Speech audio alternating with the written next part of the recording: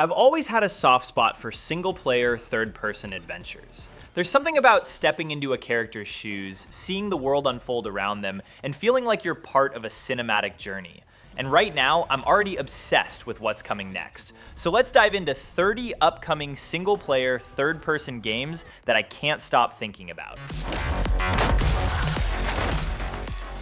John Wick finally getting his own proper single-player third-person game feels like destiny. Imagine stepping into his shoes, moving through neon-lit streets, and unleashing that signature gun-fu ballet of bullets and fists. It's not just about mowing down enemies, it's about precision, timing, and the satisfaction of pulling off a fight sequence that looks like it belongs in a movie. The game promises brutal close-quarters combat, stylish gunplay, and a narrative dripping with revenge and cool-headed fury. Honestly, I can already picture myself wasting hours trying to perfect every encounter, because let's face it, if you're going to play as Wick, you better do it justice.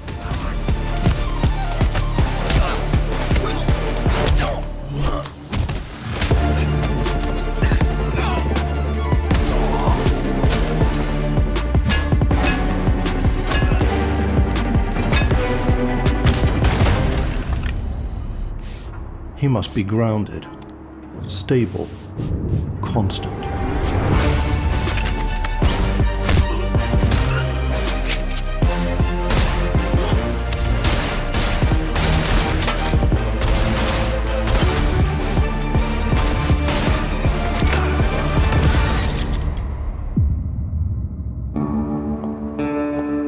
I believe you are ready, sir.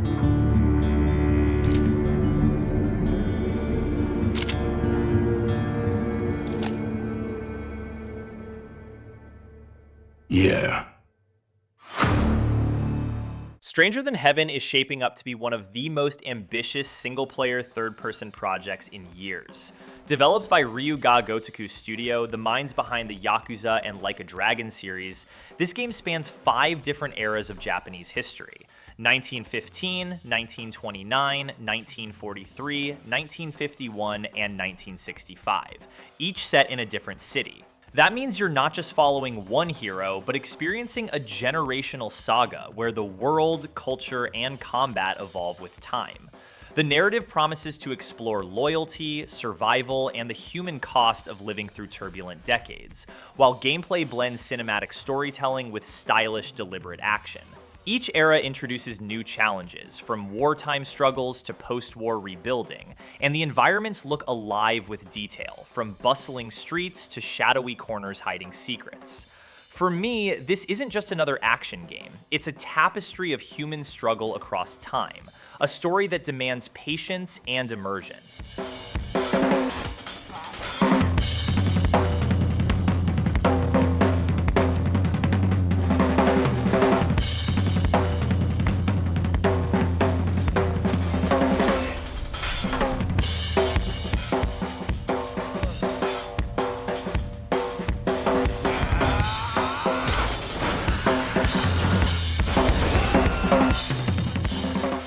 Lara Croft's next adventure takes her deep into the mysteries of Atlantis, and it's shaping up to be a mix of classic puzzle solving and modern cinematic action. The idea of exploring ruins beneath the ocean, uncovering secrets of a lost civilization, and battling mercenaries who want the same treasure is exactly the kind of Tomb Raider story that keeps me hooked. The visuals look stunning, with underwater temples and crumbling stone structures that feel alive with history. And of course, the combat and traversal promise to be as sharp as ever. For me, it's the perfect blend of nostalgia and fresh storytelling. Across every chasm,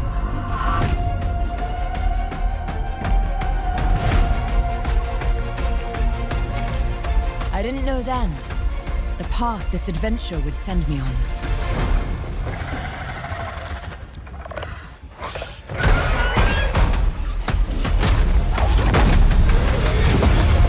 But it lit a fire that still burns. I need to see more. I need to go further.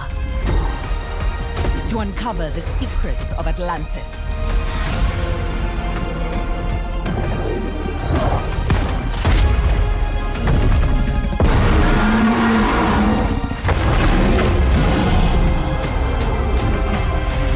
Some legends are destined to be retold.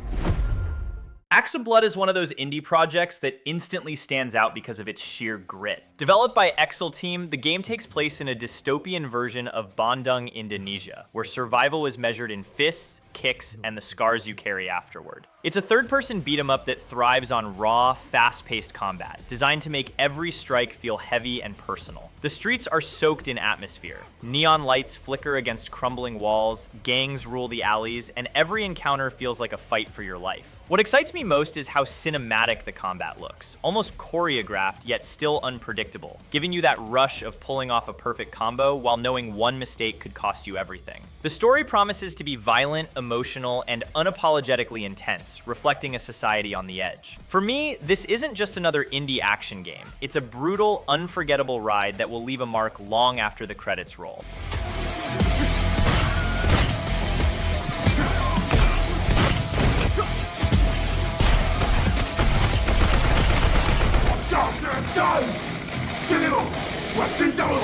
Bad dot line.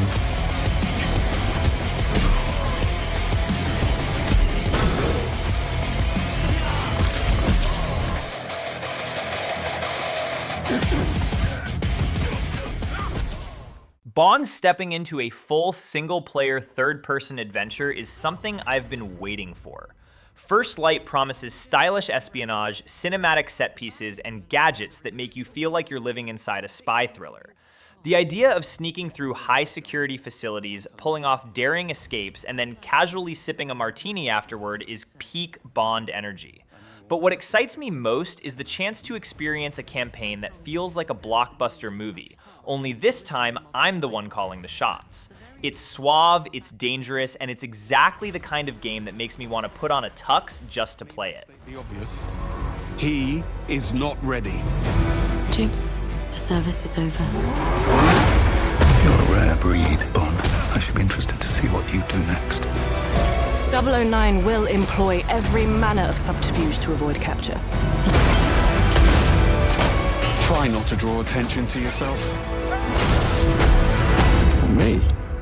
Housekeeping, I presume? You seem the kind of guy who knows what he likes. So you won't do anything stupid? Of course not. I'm not an idiot. Agents have very short life expectancy. And if you do get caught, we will deny. Blackwood is a cinematic third-person shooter from Atlantis 7 Productions set in 2012 New York with a premise that instantly hooks you. By day, you're the quiet owner of a DVD store, blending into the city's rhythm. By night, you're a professional assassin, navigating crime, secrecy, and betrayal. That dual life creates constant tension, where every choice risks exposing the truth. Combat focuses on brutal melee takedowns and responsive gunplay, designed to feel heavy yet fluid, while encounters play out with a cinematic flair that makes them look choreographed but still unpredictable. The environments capture New York's grit. Neon-lit streets, shadowy alleys, and back rooms hiding danger. For me, it's the kind of game that thrives on immersion. Stylish but grounded, where one mistake could unravel everything.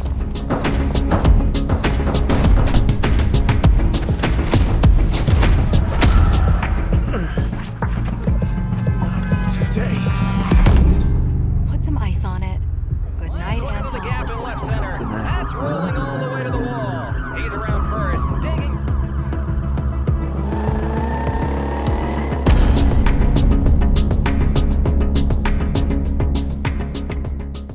Kenna's world is already one of the most charming in gaming, and this new chapter looks even more magical. The visuals are breathtaking, with lush forests, glowing spirits, and environments that feel like they belong in an animated film. But beneath the beauty lies a story that's heartfelt and emotional, one that balances lighthearted exploration with moments that hit surprisingly hard. The combat looks sharper this time, blending staff strikes with spirit powers in ways that feel fluid and rewarding. Honestly, it's the kind of game that makes you smile while quietly breaking your heart. Practice.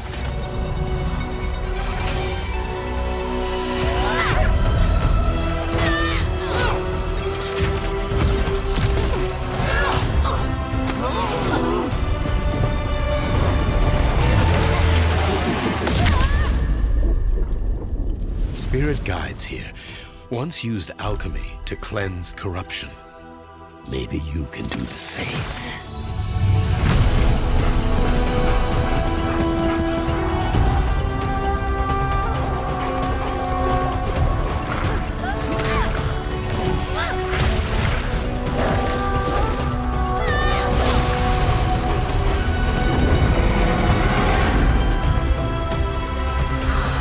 Fear will bind you, gripping to the present, which must always pass.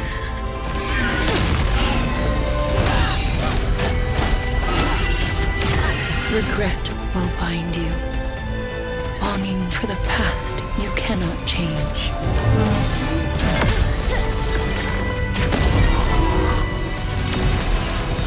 Love will bind you, yearning for a future you will not see.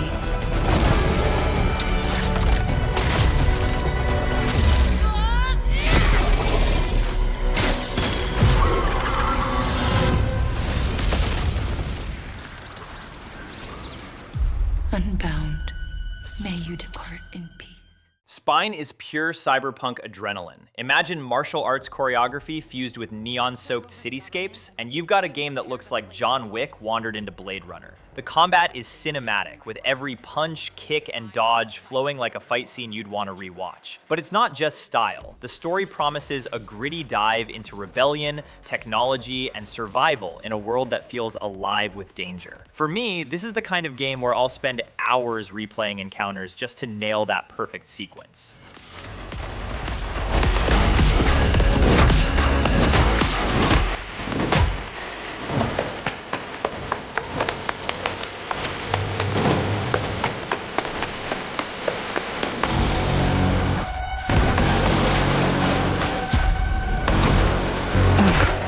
I never asked for this.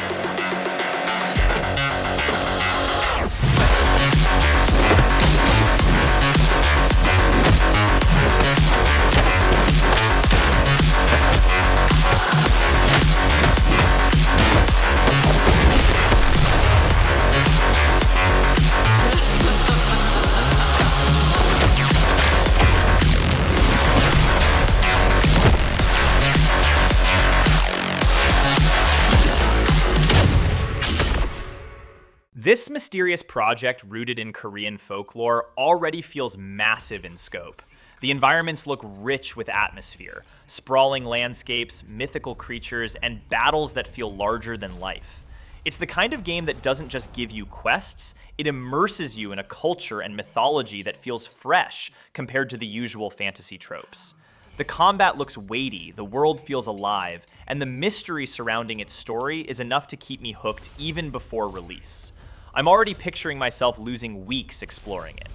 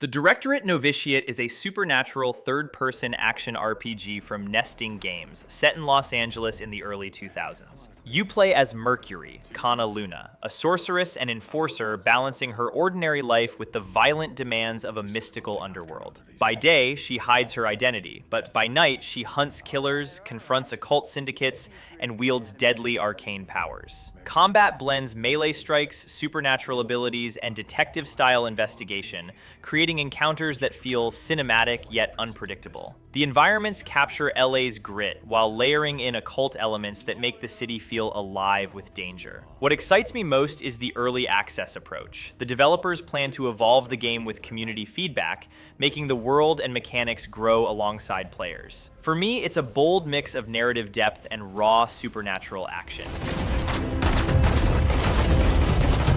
Show me what you got, love.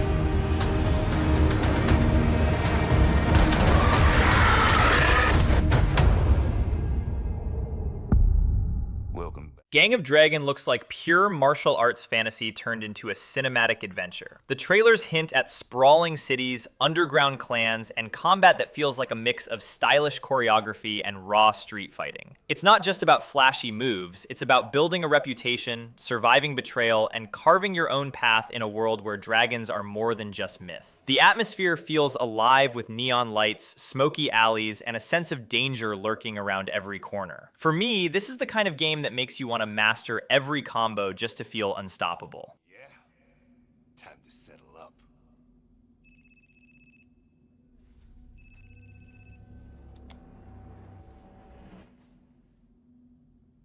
Hey, Daiki, when'd you make it back? Excuse me, sir. Shut your mouth. All right, talk soon.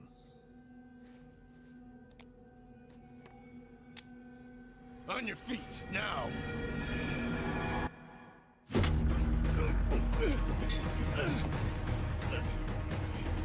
Son of a... Fuck it! Just kill him!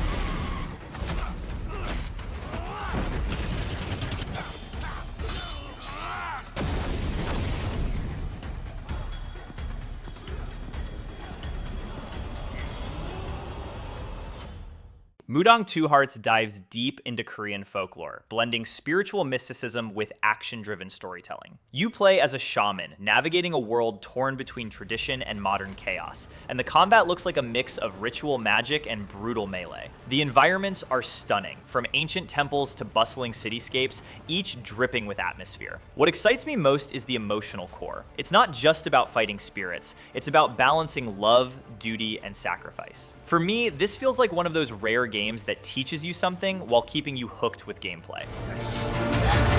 당신은 무엇 때문에 분노하는지.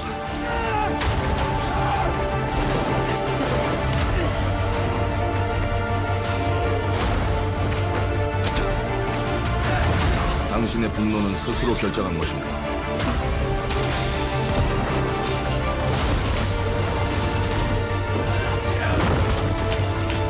누군가 당신의 분노를 이용한다.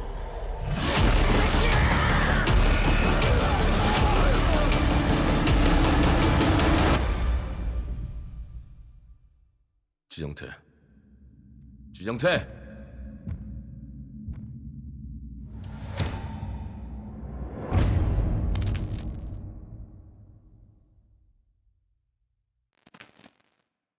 Wolverine finally gets his own dedicated single-player adventure, and it looks brutal in the best way. The claws aren't just for show. The combat promises to be visceral, with every slash and strike carrying weight. But beyond the action, the story seems set to explore Logan's darker side, his struggles with identity, and the loneliness that comes with being a weapon. The environments look gritty and grounded, with a cinematic flair that makes every encounter feel like a scene from a film. For me, this is the kind of game that makes you want to lean back and just soak in the atmosphere between fights. like to say I'm not a violent man. The trouble just has a way of finding me. But I'd be lying. Doesn't matter where I go.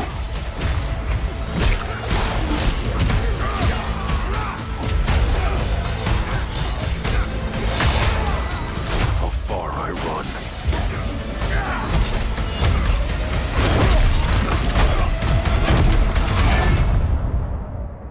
Death's always waiting.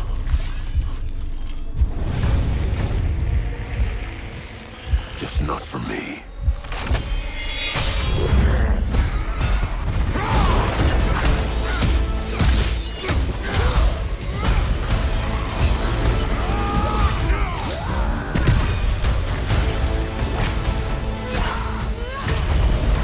Because I ain't no hero. I'm Wolverine. Black State is shrouded in mystery, and that's exactly why I'm obsessed with it. The little we've seen suggests a dystopian thriller where survival isn't just about combat, it's about uncovering secrets in a world that doesn't want you to know them. The tone feels heavy, the visuals stark, and the gameplay seems designed to keep you on edge. It's the kind of game that thrives on tension, making you second guess every decision. For me, it's already one of those titles that I'll dive into blind, just to experience the thrill of discovery.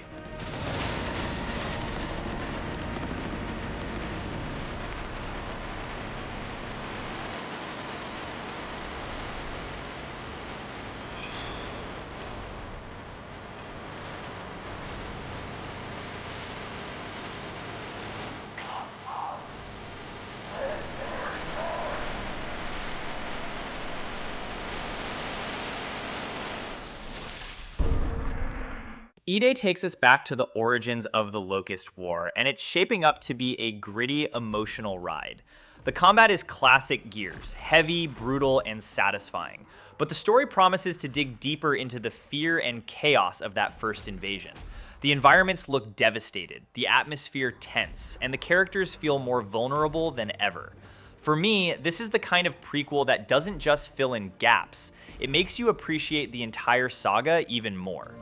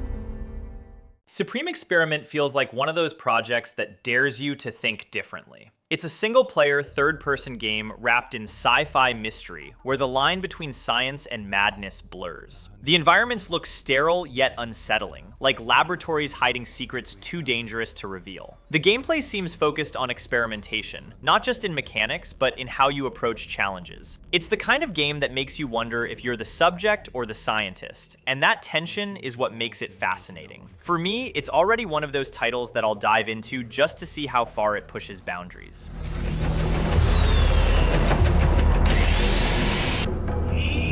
A new species,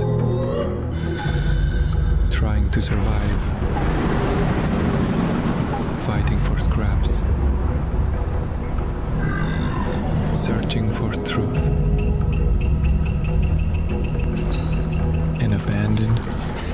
poisoned wasteland, crawling with creatures beyond imagination.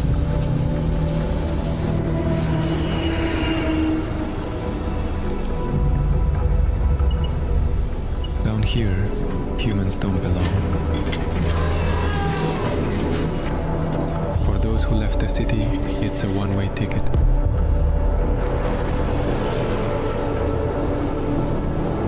But they go for a reason. This evolution of the machines was not random. There's something vast behind it.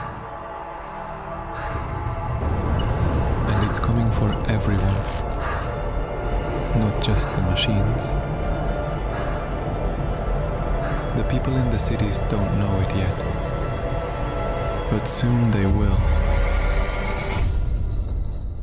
Control Resonant expands Remedy's surreal universe into a paranaturally warped Manhattan. This time, you play as Dylan Faden, Jesse's brother, sent by the Bureau to contain a reality-bending crisis while searching for her. Combat blends fluid gunplay, volatile new powers, and the shape-shifting melee weapon Aberrant, giving encounters a cinematic but unpredictable edge. The city itself feels alive, with impossible architecture and escalating supernatural threats that make exploration as tense as combat. Co-produced with Annapurna Pictures, Resonant adds RPG-style progression, letting players experiment and shape their path through a world that constantly shifts around them. For me, it's the natural evolution of Control. Bigger, stranger, and more immersive. A game built on tension and discovery.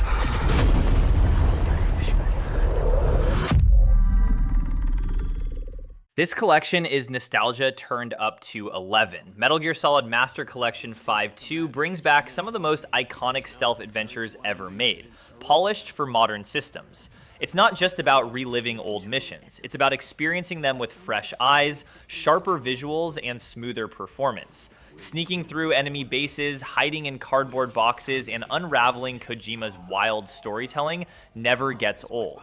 For me, this is the kind of release that makes you appreciate how groundbreaking these games were, and still are. To accept death. This is my final mission. So began the war between Zero and Big Boss. Do you understand, Snake? Any means necessary. Just stop Liquid's insurrection. Liquid! Guns of the Patriots!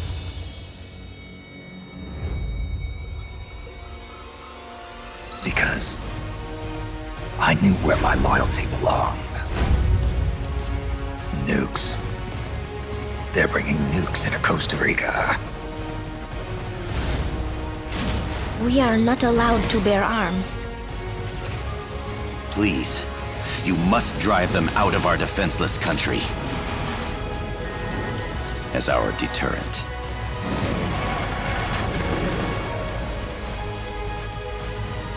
Yes. It simply said Jack. Over and over. Boss. Is that you? Answer me! Boss!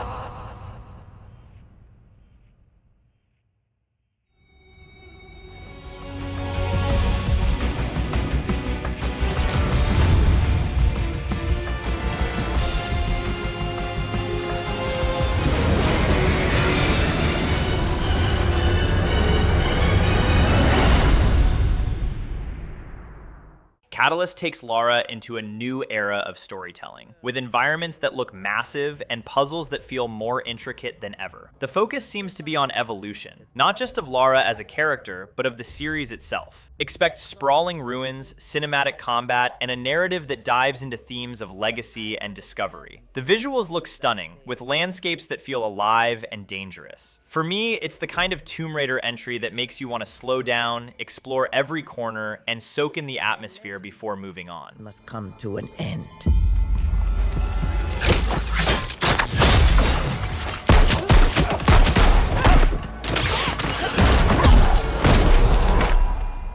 That's where you're wrong. I'm just getting started.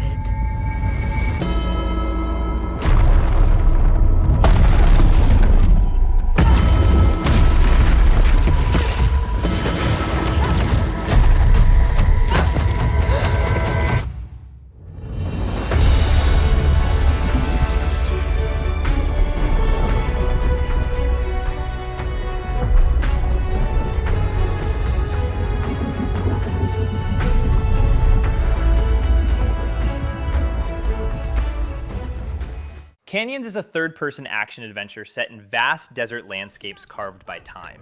You'll traverse winding ravines, climb sheer cliffs, and uncover ruins hidden deep within the canyon walls. The focus is on survival and exploration, with combat that feels grounded and strategic, mixing melee encounters with environmental hazards. The world is harsh and isolating, yet stunning enough to make you pause and take it in. What excites me most is the atmosphere. Every step feels like a test of resilience, every discovery like a reward for persistence. For me, Canyons isn't just about action, it's about immersion in a world that's both unforgiving and unforgettable. Power grows. Only the warriors of the Order and their faith can save what remains. Welcome aboard, Throngar.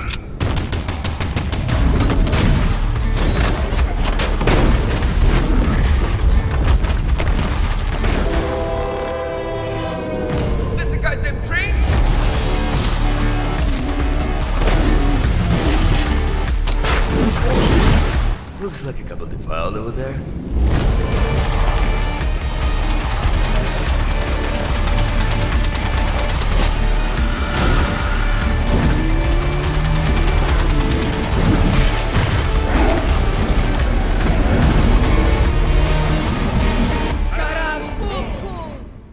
The Twilight Project is one of those mysterious titles that thrives on intrigue. From what's been teased, it's a single-player, third-person experience drenched in atmosphere, with environments that feel both haunting and beautiful. The tone suggests a narrative that leans into psychological tension, where every step forward feels like peeling back another layer of secrets. The gameplay looks deliberate, with exploration and decision-making carrying as much weight as combat. For me, this is the kind of game that makes you want to play slowly, savoring every detail, because you know the story is hiding something big.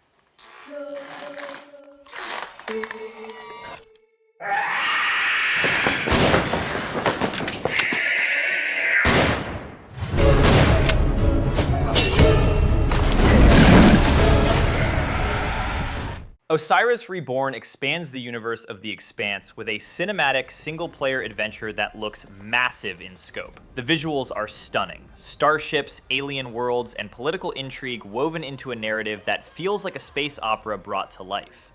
The combat looks sharp, mixing tactical gunplay with exploration across planets that feel alive with danger. But what excites me most is the storytelling, because the Expanse has always thrived on complex characters and moral dilemmas. For me, this is the kind of game that makes you want to lose yourself in its universe for weeks. Protégène let its own enemies in. An enemy of my enemy is my friend.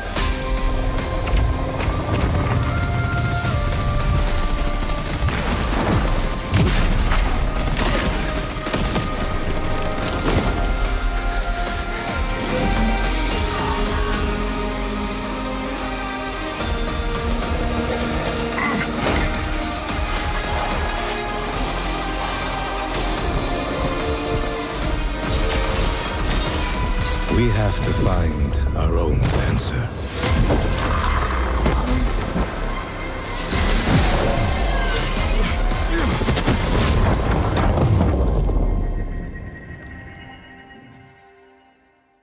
Exodus is shaping up to be one of the most ambitious sci-fi RPGs in years. The idea of exploring distant worlds, making choices that ripple across civilizations, and surviving in a hostile galaxy is exactly the kind of experience I crave. The visuals look cinematic, with alien landscapes that feel both breathtaking and dangerous. The gameplay promises deep role-playing mechanics, where your decisions matter and every encounter feels personal. For me, this is the kind of game that makes you want to restart multiple times just to see how differently the story can unfold.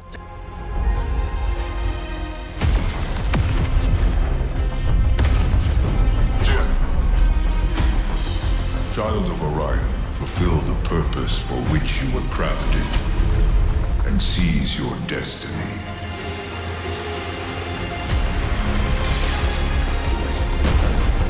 Our world is dying.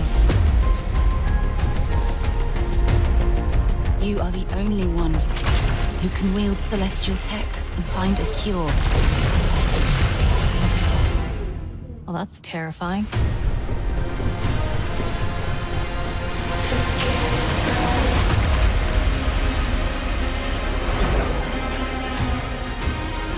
But with the right ship and the right crew,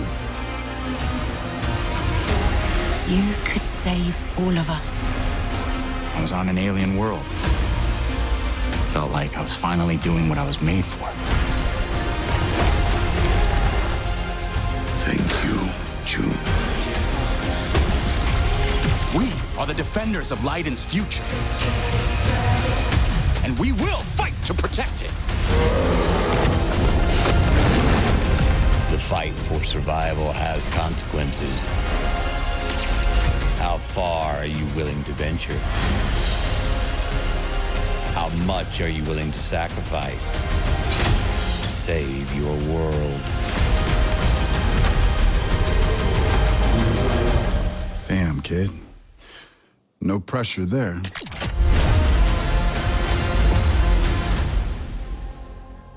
Project Retrograde feels like a stylish dive into retro-futurism, blending old-school aesthetics with modern gameplay. The environments look like they were pulled straight out of a neon-soaked dream, with technology that feels both nostalgic and alien. The combat seems fluid, the exploration rich, and the narrative dripping with mystery. It's the kind of game that doesn't just give you a story, it gives you a vibe, one that makes you want to linger in its world even when you're not progressing. For me, this is already one of those titles that I'll play just to soak in the atmosphere.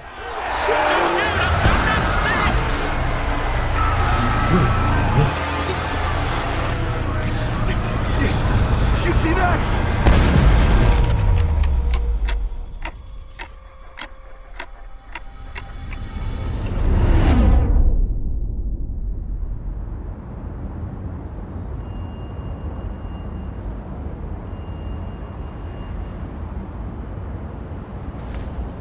Nice work, Hunter. Yeah, I got it done. But I don't know. Was that me? Or him? Find that surface agent. She can help.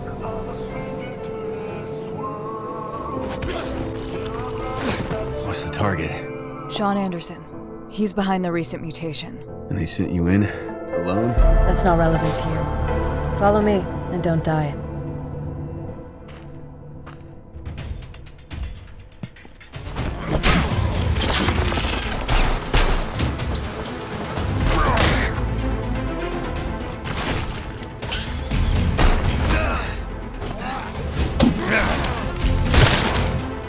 Bounty hunter and a surface agent. Interesting. Bring him in. Time to put down these rats. I've got a bad feeling. What? Lobo's gone silent. If Sean turns against us, we're in trouble.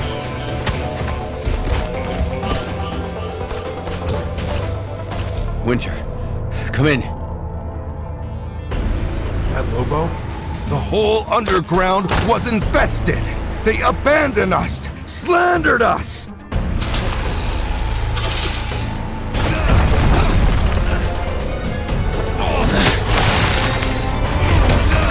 Wait.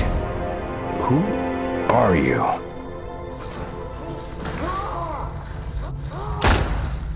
It's you. Yeah. Not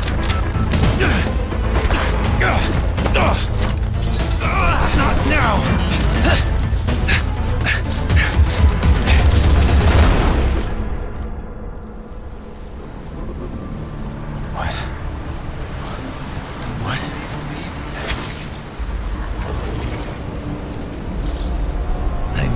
To survive.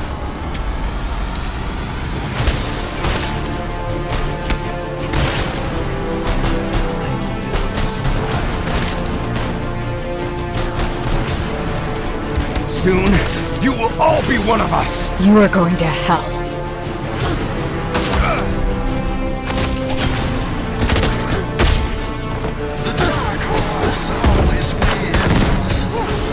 Can you still be yourself? I don't know. If I lose control, just kill me. I will.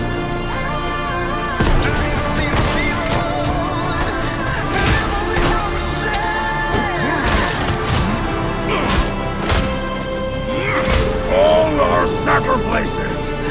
All ruined!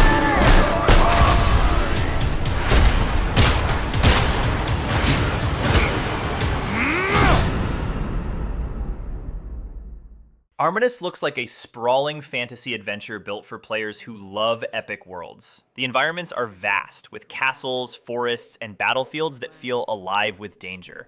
The combat blends melee and magic in ways that look both cinematic and satisfying, while the story promises themes of war, honor, and sacrifice. What excites me most is the scale. It feels like a game designed to pull you in for hundreds of hours, with quests that matter and characters that stick with you. For me, this is the kind of game that makes you want to clear your schedule just to live inside it.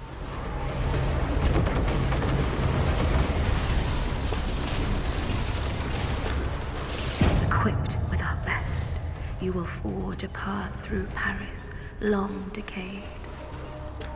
Together, we must reach the sunless gate. When we die, we will leave this place.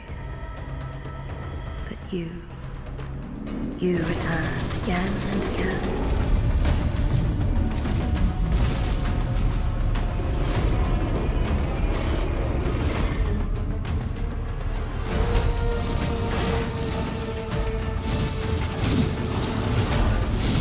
What are you, really?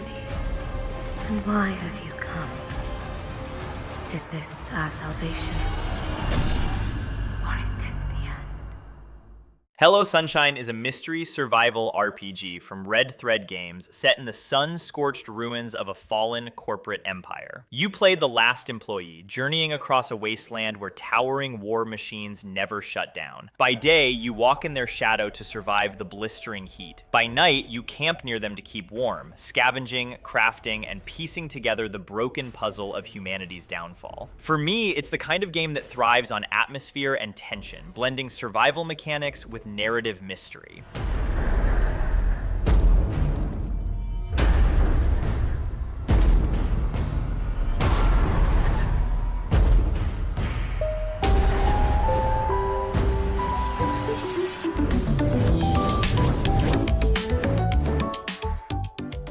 No More Light is a narrative survival shooter from Para51 Games and Invictus. Humanity's last remnants battle an alien insectoid invasion in a post-apocalyptic world. You'll turn enemies into weapons, undergo a deadly metamorphosis, and even control weather to survive brutal encounters. The game emphasizes high-stakes combat and evolving abilities, with early access planned before full release. For me, it's a bold mix of horror, survival, and experimentation.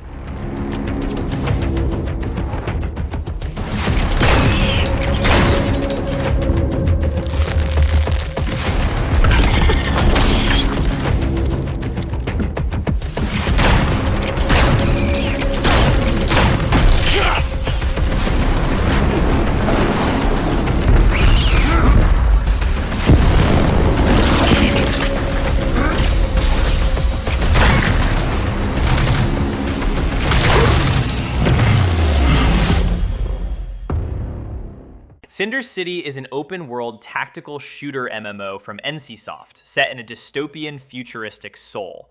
Built on Unreal Engine 5, it offers more than 30 kilometers of seamlessly connected land, blending co-op encounters, sci-fi gunplay, and exploration. The game emphasizes large-scale urban combat with MMO progression systems. For me, it looks like a fusion of shooter intensity and MMO depth.